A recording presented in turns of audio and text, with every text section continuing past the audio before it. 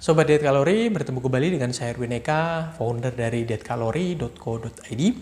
Di kesempatan kali ini kita akan membahas tentang pertanyaan seseorang bahwasanya yang dia sudah menjalani 3 hal yang begitu penting berkaitan dengan 4 hal bahkan 4 hal yang paling penting berkaitan dengan proses penurunan berat badan, namun dia tetap saja tidak berhasil menurunkan berat badan. Yang pertama, dia sudah mengkonsumsi makanan sehat.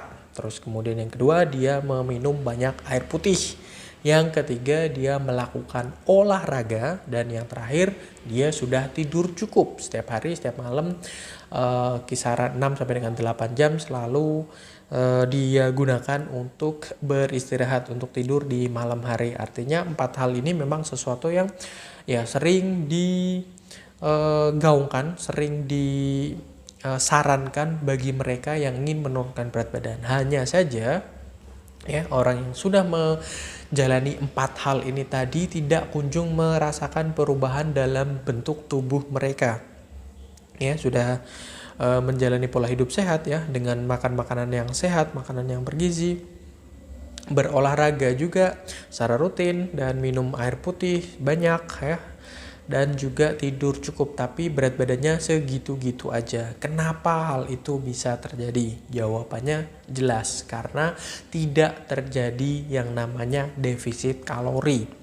Kalori yang masuk dari dalam tubuh dengan kalori yang keluar yang dipakai untuk cuman sekedar bertahan hidup dan juga untuk beraktivitas sehari-hari itu tidak lebih banyak Jadi tidak mengalami minus, tidak mengalami defisit antara yang masuk dengan yang keluar. Kalau terjadi defisit, pasti akan dipastikan terjadi penurunan berat badan, karena tubuh kita sistem kerjanya memang seperti itu. Jadi ketika terjadi surplus kalori berat badan kita akan naik. Ketika terjadi kalori seimbang antara yang masuk dengan yang keluar, badan kita akan tetap berada di situ. Dan ketika terjadi defisit atau minus antara yang masuk lebih sedikit dengan yang keluar, barulah terjadi penurunan berat badan. Nah, dengan 4 hal tadi, apakah secara otomatis terjadi defisit kalori? Belum tentu, begitu. Pola makan sehat, banyak makanan-makanan yang di pikiran kita merasa bahwasanya makanan tersebut makanan sehat, tetapi secara kalori apalagi kalau kita makan kan 3 kali sehari pada umumnya, atau ada yang 2 kali setidaknya, atau bahkan ada yang 1 kali sekalipun misalnya dengan makanan yang sehat, yang cukup sehat. Tapi makanan sehat juga mengandung kalori, dan kita kalau nggak benar-benar tahu tentang jumlah kalori dari setiap yang kita makan otomatis tidak bisa men-track, tidak bisa mencermati, dan juga tidak bisa benar-benar mengharapkan penurunan berat badan. Seperti itu. Makanan sehat banyak yang notabene tinggi kalori.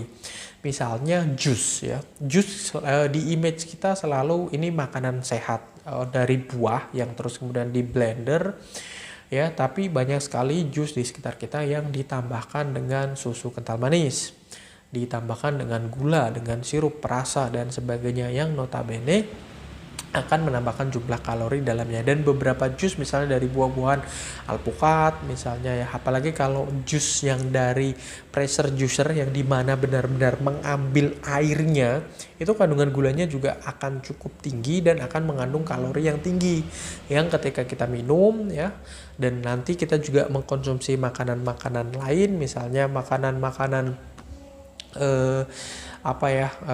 nasi merah pasti mindset kita dia makanan sehat gitu tapi juga kalorinya di angka 120 per porsi, bisa sampai 180 begitu. Jadi harus benar-benar diperhatikan juga. Atau misalnya sayur sayur rendah kalori, hanya saja ketika dia disajikan dalam bentuk tumisan misalnya, atau sayurnya capcay gitu capcay goreng dan juga biasanya diberikan topping, ada sosis, ada bakso, ada apalagi yang biasa dimasukkan ke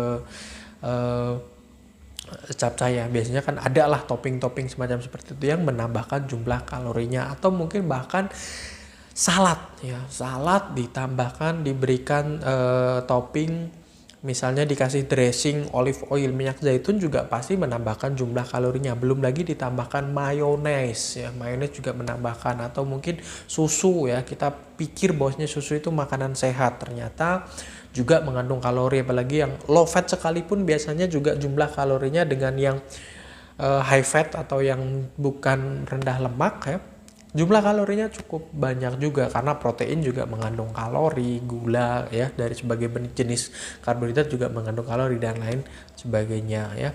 Terus kemudian tadi ada 4 hal ya. Jadi yang terutama itu makanan sehat ya, karena berkaitan dengan defisit kalori. Dan juga yang ketiga olahraganya, kalau air putih sih zero kalori ya. Tidur juga membakar kalori namun sedikit sekali, dan ini dibutuhkan berkaitan dengan kesehatan kita, dengan pikiran kita. Hanya saja kalau berkaitan dengan olahraga, banyak sekali juga olahraga yang tidak kita sadari ternyata membakar kalori yang cukup sedikit, sekalipun kita sudah ngos-ngosan, kita sudah keringetan ya dalam menjalani olahraga-olahraga tersebut, terutama olahraga-olahraga permainan misalnya ya, yang kita bergu misalnya ya, jadi kita dengan tim itu ya, jadi tidak hanya fokus terhadap diri kita saja tapi dengan tim. Misalnya kita saya sering olahraga gitu ya, jadi 4 hal tadi, olahraganya apa, futsal, terus jadi kiper, waduh, nah itu kan juga harus diperhatikan. Kiper kan paling ya cuman refleks dan sebagainya, atau misalnya ya olahraga lain misalnya badminton gitu ya, dan dia ganda gitu, ganda campuran apalagi ceweknya, terus lebih sering di depan, jarang sekali melakukan smash, lebih ya permainan-permainan netting kan bakar kalorinya juga nggak seberapa. Nah hal-hal semacam seperti itu harus diperhatikan juga berkaitan dengan 4 hal tadi. Kalau tidak terjadi kalori defisit, sulit, bahkan tidak mungkin yang namanya turun berat badan. Jadi 4 hal tadi juga dipastikan dengan pola makan sehat yang notabene ya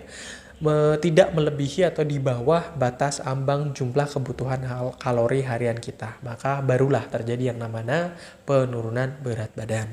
Seperti itu ya, mudah-mudahan bermanfaat bagi kalian semua. Jangan lupa like, comment, and share, subscribe juga bagi yang belum subscribe, dan follow sosial media kami yang ada di bawah ini ya. Ada podcast di Spotify, ada Instagram, ada Facebook fanpage, dan sampai bertemu kembali dengan saya Erwin Eka dari dietkalori.co.id.